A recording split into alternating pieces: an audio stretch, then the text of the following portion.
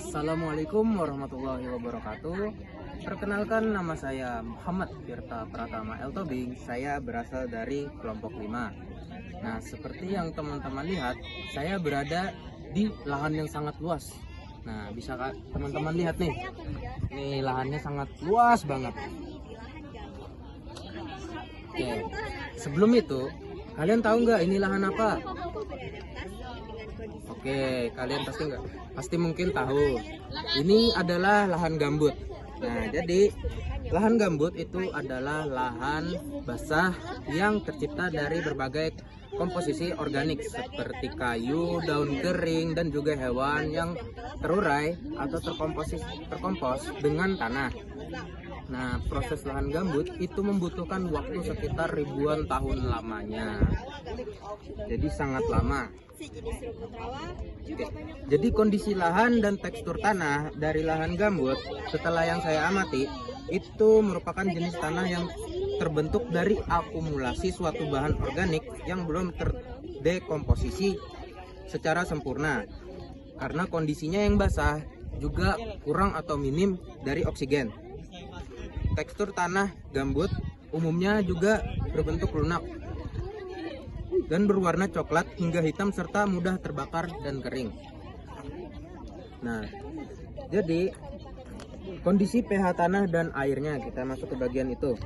Hasil pengukuran menunjukkan bahwa pH tanah gambut yang dicampur dengan air biasa itu berada di sekitar angka 5. Bisa termasuk tergolong asam.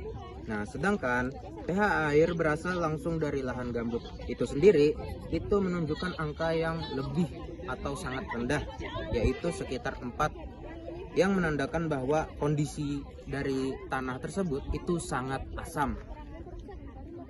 Nah, konsep vegetasi dari lahan gambut itu sendiri, vegetasi yang tumbuh di lahan gambut itu sangat-sangat beragam, termasuk dari pohon-pohon seperti pohon jelutung, ramin, dan berbagai jenis palem.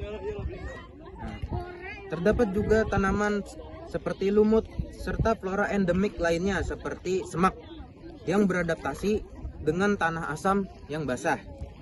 Nah, setelah mendengar semua itu, mungkin teman-teman terpikir nih bahwa banyak sekali manfaat-manfaat lahan gambut.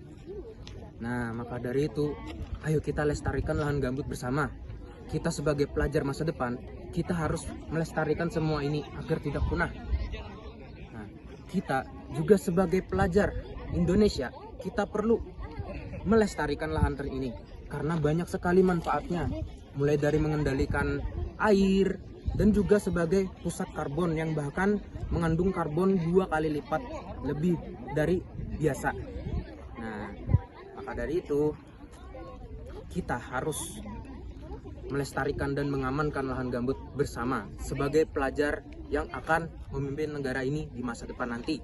Sekian dari saya, terima kasih.